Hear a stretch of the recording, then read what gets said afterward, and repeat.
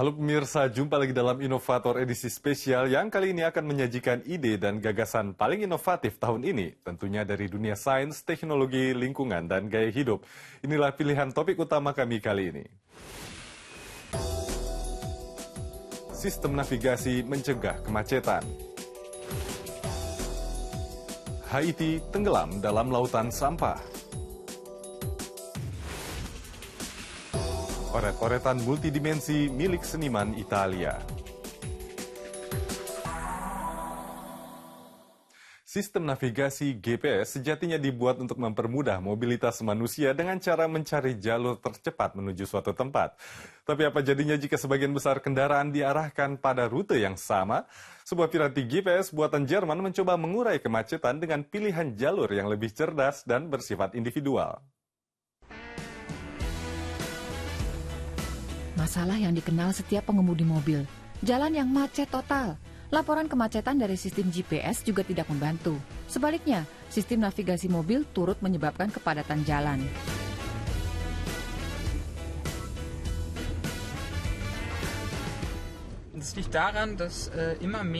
Ini karena semakin banyak sistem navigasi yang tersambung data lalu lintas real-time. Sistem lalu bereaksi jika ada laporan macet. Tapi GPS bereaksi dengan cara yang sama. Jalur alternatif untuk mengatasi kemacetan yang diberikan sistem navigasi juga sama. Jadi pada akhirnya, pengemudi kembali terjebak macet di jalur baru tersebut. Solusinya, sistem yang mengenal kepadatan jalan dan memberikan usulan rute yang berbeda bagi setiap kendaraan. Ini akan mencegah terjadinya macet.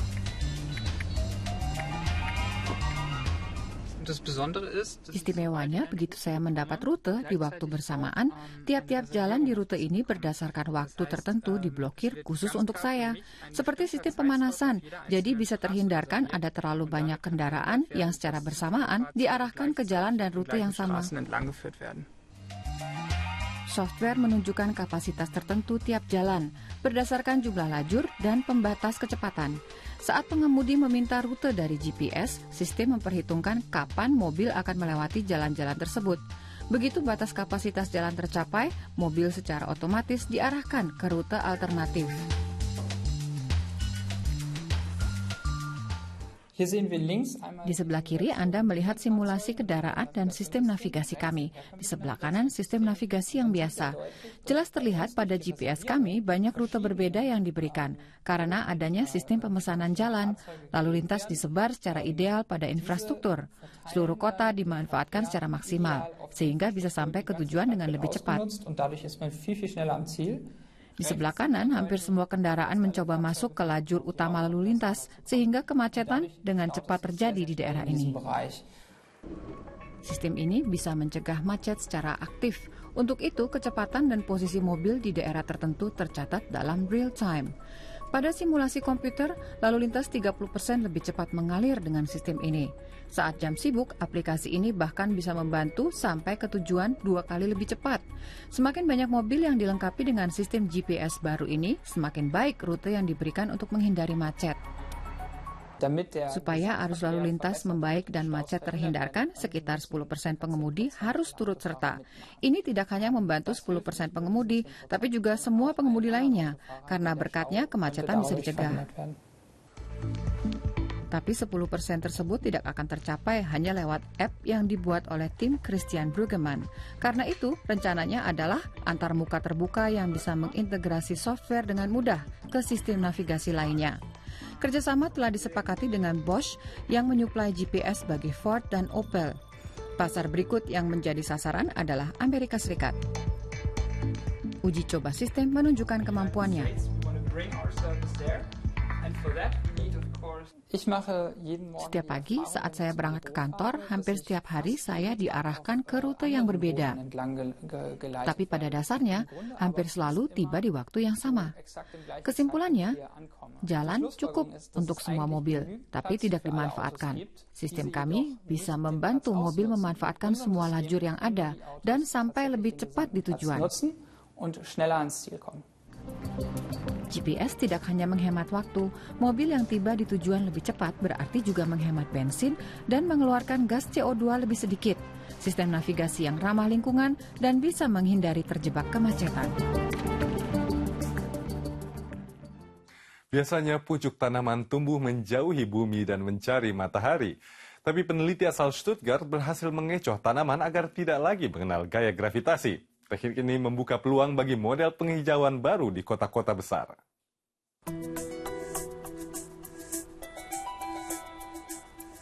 Bagi Alina Schick, pohon tidak harus tumbuh ke atas. Sebaliknya, lewat trik khusus, dia berhasil mengakali gaya gravitasi yang mempengaruhi tanaman, sehingga dinding-dinding bisa dihiasi macam-macam tanaman dengan berbagai cara.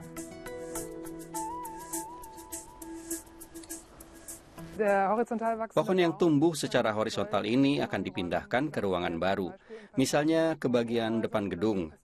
Kami mengamati bentuk pertumbuhan pohon secara ilmiah, misalnya caranya bereaksi terhadap rotasi. Di rumah kaca Universitas Hohenheim ada bunga matahari dan banyak tanaman lain yang tumbuh horizontal. Tidak ada yang melengkung ke arah cahaya seperti biasanya tanaman normal. Ini terjadi karena rotasi pada pot tumbuhan. Pot dijepitkan pada cakram yang bisa bergerak dan diputar oleh motor lewat rantai. Alat semacam ini sudah ditemukan 150 tahun yang lalu untuk meneliti dampak gravitasi pada tanaman. Ada cahaya dari semua sisi. Artinya, bayangan sendiri dari tanaman berkurang. Jadi, tingkat fotosintesisnya meningkat. Selain itu, saya juga tertarik dengan perubahan pengaruh dari luar, seperti cahaya, gravitasi, kandungan bahan kimia. Jadi kami juga mengamati reaksi kayu. Pohon yang tumbuh secara horizontal terus-menerus mendapat tarikan dan tekanan dari bobotnya sendiri. Dan mungkin akan muncul karakter kayu yang sama sekali berbeda. Schick ingin mencari tahu apa dampak gravitasi dalam pertumbuhan tanaman. Bagaimana tanaman bereaksi terhadap tenaga gravitasi. Untuk itu harus diketahui lebih dulu mengapa tanaman biasanya tumbuh secara vertikal. Tanaman menangkap gravitasi melalui statolit atau plastida yang mengandung butiran pati padat. Ini terlihat dalam film. Butiran pati jatuh ke bawah akibat gravitasi dan menekan bagian bawah dinding sel.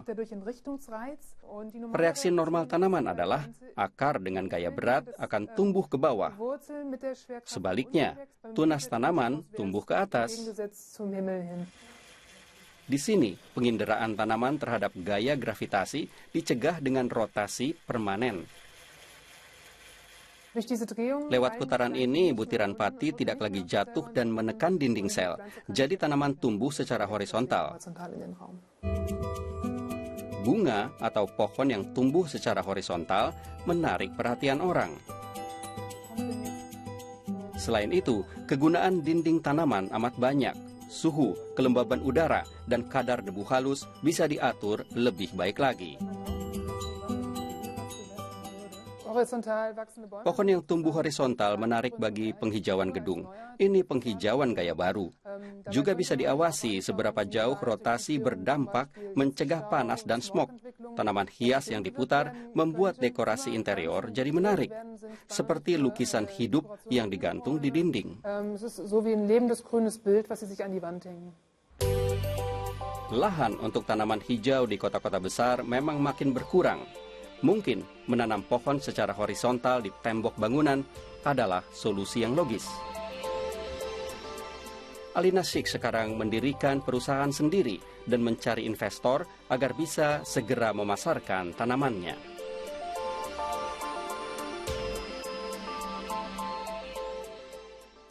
Jangan kemana-mana karena inovator sesaat lagi akan hadir dengan laporan mengenai masalah sampah di Haiti. Tetaplah bersama kami.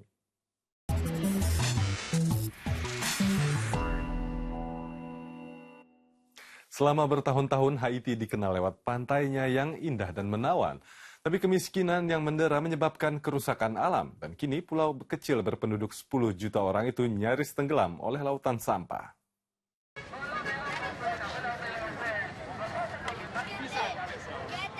Tidak ada yang mempedulikan timbunan sampah di sini. Di Haiti, praktis tidak ada dinas kebersihan.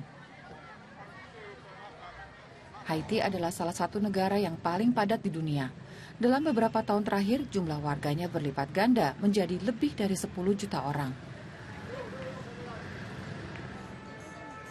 Rumah-rumah, jalanan, dan jembatan hancur karena bencana gempa bumi 5 tahun yang lalu. Banyak warga yang harus bisa hidup dengan nafkah kurang dari $1 per hari.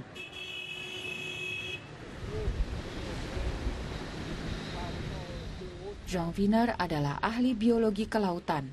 Setelah tamat kuliah di Amerika Serikat, ia kembali ke kampung halamannya. 20 tahun yang lalu, ia mendirikan organisasi perlindungan laut, Fondation pour la Biodiversité Marine. Sulit bagi saya melihat begitu banyak sampah di pantai. Waktu saya kecil, pantai ini dan tempat lain masih bersih.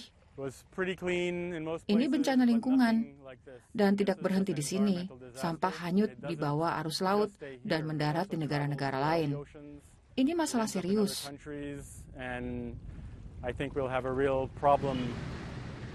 Di kota pelabuhan Cap-Haïtien dan desa tetangganya, warganya hidup dari penangkapan ikan. Tapi yang tertangkap jaring kebanyakan hanya sampah. Organisasi perlindungan alam bersama dengan pemerintahan setempat telah menetapkan 5 zona lindung di laut supaya populasi ikan bisa pulih kembali.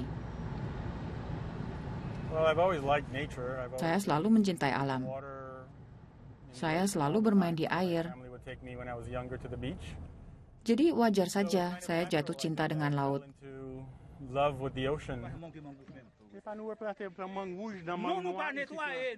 Upaya perlindungan laut bukanlah hal yang mudah. Para pria ini tetap memancing di kawasan yang sejak lama ditetapkan sebagai zona lindung.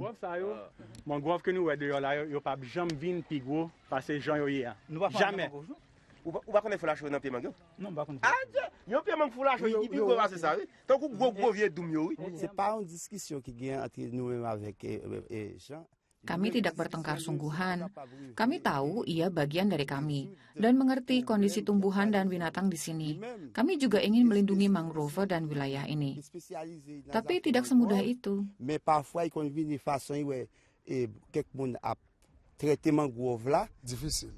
Situasinya sulit. Kami harus menafkahi keluarga. Tapi semakin susah, semua lebih mahal. Kami tidak mampu membelinya dan kami kelaparan. Perlindungan laut menjadi masalah nomor 2. Tingkat kemiskinan terlalu tinggi.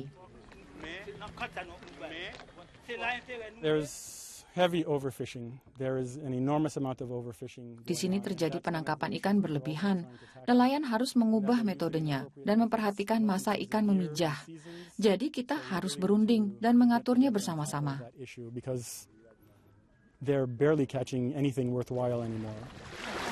Di sini rencananya juga akan dijadikan kawasan lindung, seperti 5 zona yang telah ditetapkan sebelumnya. Wajah Haiti akhirnya berubah dan penduduk bahu-membahu mempercepat kerusakan alam. Hampir 90% hutan di Haiti habis dibabat untuk bertahan hidup. Kini pemerintah dan aktivis berupaya mengajak penduduk untuk melestarikan alam dan bercocok tanam. Tapi kecurigaan yang besar mempersulit proyek tersebut. Di darat kondisinya juga tidak seperti dulu lagi. Lebih dari 90% hutan di Haiti habis ditebang. Kini mangrove juga menjadi sasaran.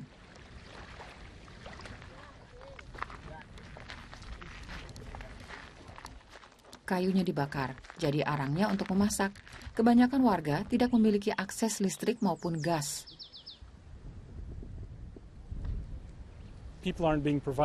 Warga tidak diberi tawaran alternatif, seperti gas dengan harga terjangkau yang bisa bersaing dengan arang kayu. Ini akan bisa mengurangi penebangan kayu untuk diproduksi jadi arang.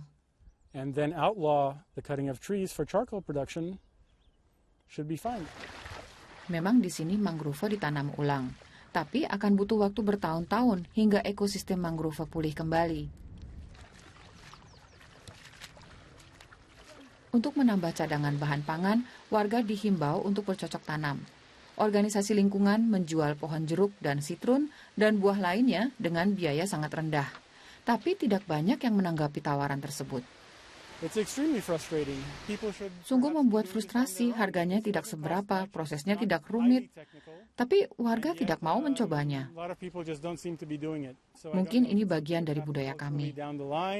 Tapi kami tetap ingin berusaha agar warga mau ikut serta dalam proyek ini. Bukan hal yang mudah. Sebagian besar warga skeptis terhadap organisasi bantuan.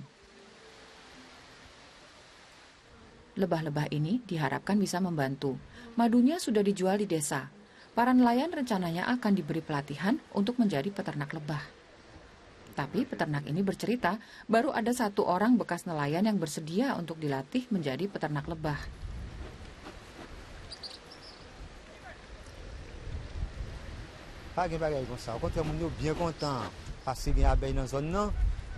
Saya puas dengan lebah-lebah saya, dan kami senang dengan produksi madu. Tapi di desa tidak banyak yang mau jadi peternak lebah. Mereka takut disengat. Sejauh ini saya baru mendapat pria ini sebagai murid. Ia baru saja memulai pelatihan. Semakin sulit bagi kaum muda untuk menetap di Haiti. Banyak yang melarikan diri ke Amerika Serikat atau negara tetangga. Jean Viner ingin politik di negaranya berubah.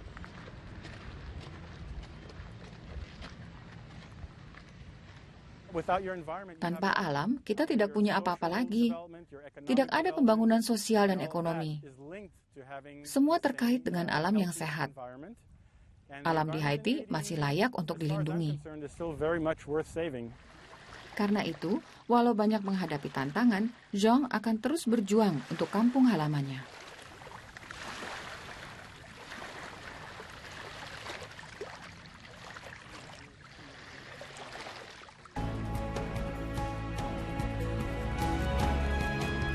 Local Heroes, pahlawan masyarakat membuka pintu ke dunia global. Kami dukung dan bantu mereka. Dewi, Made for Minds. Saksikan di Asia 7 atau dewi.com. Laporan inovator terdahulu dapat Anda tonton ulang melalui media center situs dewi.com/Indonesia. Dan pemirsa, versi artikel laporan inovator juga dapat Anda cermati melalui Facebook dan Twitter Dewi Indonesia. Usai jeda berikut, segmen Gaya Hidup Inovator akan menghadirkan laporan mengenai seniman yang lukisannya sangat realistis. Nantikan laporannya sesaat lagi.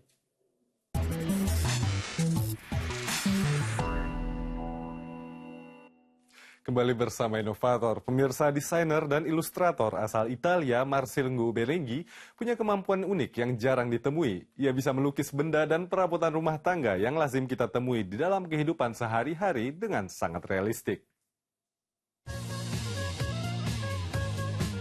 Video berdurasi 6 detik yang menampilkan versi cepat proses menggambar 3 jam. Hasilnya lembaran uang 5 euro lecek yang berwujud seperti aslinya. Foto atau gambar? Sulit untuk menjawab bagi yang tidak mengetahui proses di baliknya.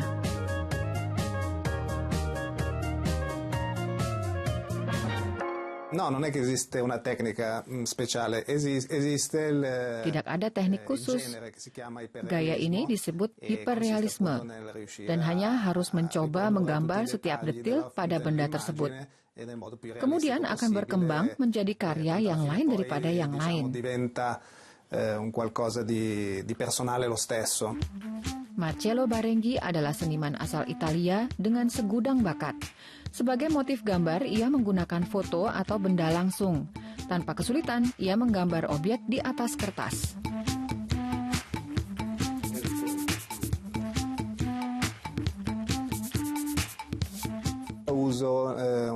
Saya menggambar di atas karton tebal berwarna abu-abu. Saya gunakan berbagai medium untuk menggambar. Misalnya akuarel yang warnanya sangat intensif, macam-macam pensil, dan pensil warna. Terakhir, saya menggunakan cat akrilik putih atau hitam untuk menonjolkan detil pada gambar. Seluruh proses menggambar direkam Berenghi dengan kamera. Di komputer, hasil rekaman ia pendekkan menjadi beberapa menit saja. Lambat laun, efek 3 dimensinya terlihat melalui imitasi sempurna cahaya dan bayangan. Setiap minggu, ia membuat video semacam itu dan mengunggahnya di kanal YouTube-nya. Dari pemasukan iklan, pria 45 tahun ini bisa hidup dengan nyaman. Banyak videonya yang diklik ribuan atau bahkan jutaan kali. Sì, moltissimo perché diciamo che non me l'aspettavo nella mia storia. Saya tidak menduganya. Apalagi dulu ada juga yang bilang, ilustrasi kamu tidak ada artinya. Beberapa orang menyarankan saya untuk berhenti menggambar. Tiba-tiba sekarang banyak orang dari seluruh dunia yang menyukai gambar saya. Ini sangat mengejutkan. Tutto il mondo mi ha lasciato molto sorpreso. Ini gambar dari foto Barenggi saat berusia 11 tahun. Ia sejak kecil sudah tertarik dengan seni gambar. Ia lalu kuliah seni di Milan dan menjadi perancang grafis. Setelah lulus di tahun 90-an, ia berhenti bekerja. E poi era anche un periodo sfortunato. Itu periode yang tidak bagus. Saat itu muncul komputer grafik yang pertama. Sehingga banyak ilustrator yang menggambar dengan tangan digantikan oleh komputer. Sekarang, 20 tahun kemudian, terjadi sebaliknya. Karena bakat menggambar grafik dengan tangan hilang akibat pekerjaan dengan komputer. Ia kini bekerja wira swasta dan tinggal di kota kecil dekat Milan. Di sini ia tidak kekurangan motif untuk gambar 3 dimensi bergaya hiperrealis yang juga ia jual sebagai karya seni.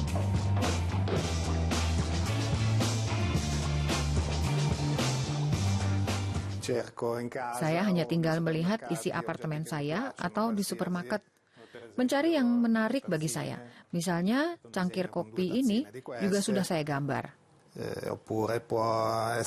Buah-buahan, peralatan sehari-hari, atau pembuka tutup gabus. Bagi saya, itu semua motif gambar. Lukisan cat minyak terkenal dari seniman-seniman ternama juga ia tiru. Seperti misalnya gambar tiruan dari lukisan Mona Lisa, karya Leonardo da Vinci.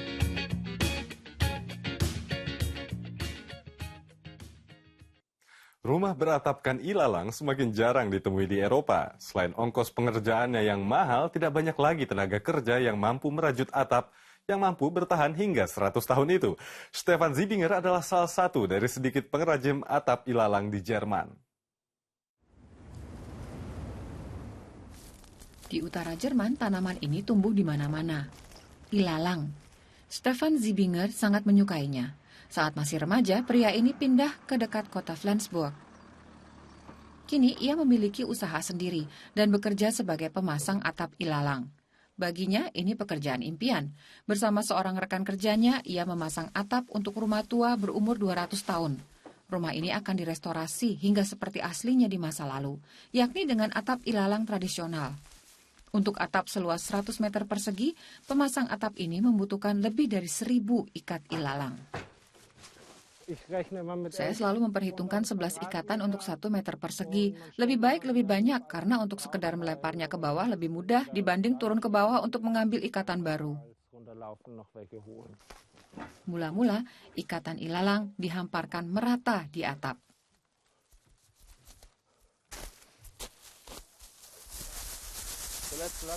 Auf der nächsten, also auf dieser hier. Also nicht die, wo der Schrauber steckt, da drüber.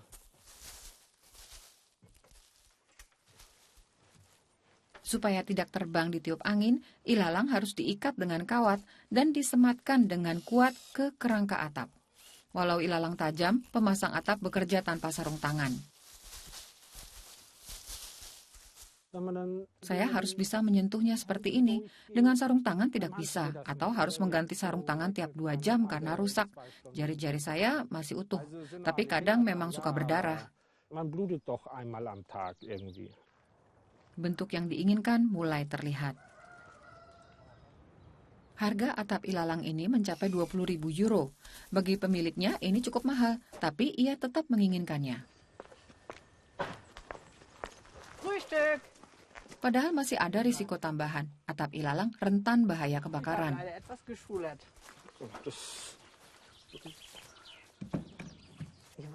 Saya tahu biayanya mahal. Asuransi kebakarannya saja 1.500 euro per tahun. Tapi di musim panas, rumah sejuk. Dan di musim dingin, hangat. Rumah jadi memiliki wajah. Ini tidak bisa diganti dengan Eternit. Bahkan genting tidak cocok. Rumah terkesan hidup. Ilalang adalah tanaman yang tumbuh di sekitar sini.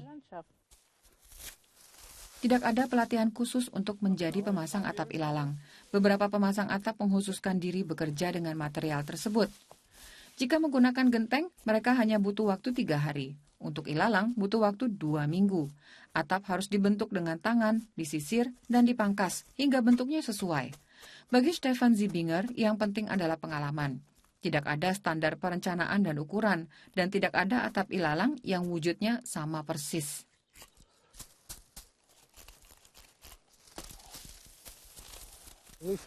Saya menyamakan pekerjaan saya dengan pemangkas rambut karena ada hubungannya dengan sisir-menyisir. Sang pemilik tampak puas dengan potongan atap rumahnya. Nah pemirsa, menurut Anda gagasan apa yang paling inovatif tahun ini? Mari berbagi pendapat di laman Facebook kami DW Indonesia. Demikian edisi spesial inovator untuk kali ini. Di situs dw.com/inovator Anda bisa menemukan sejumlah artikel dan laporan menarik lainnya seputar sains, teknologi, dan kehidupan di Jerman atau Eropa. Video-video inovator paling menarik juga bisa Anda tonton kembali di kanal YouTube kami, DW Indonesia. Anda pun bisa bergabung bersama kami di jejaring sosial Twitter dan Facebook untuk mendapatkan sejumlah informasi terkini. Terima kasih atas kebersamaan Anda untuk kali ini. Sampai jumpa dan salam.